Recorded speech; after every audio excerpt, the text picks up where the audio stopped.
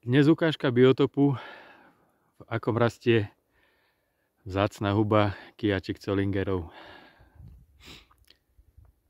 Je to lúka pod lesom, kde rastie veľmi veľa druhov lúčnic, sú ich tu naozaj stovky.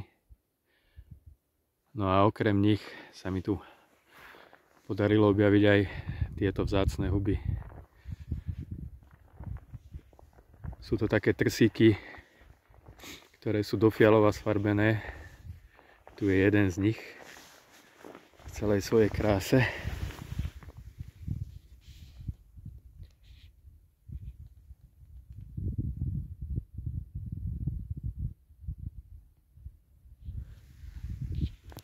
A keďže je tu taká hmla, pri ďalšej plodničke som si nechal postavený foťák, aby sa mi náhodou nestalo, že už ten trsík znova nenájdem.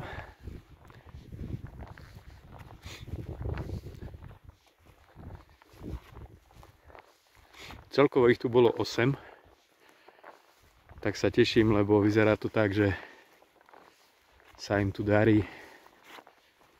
Tento rok som ich tu našiel prvýkrát, tak dúfam, že sa potom pošťastí aj o rok.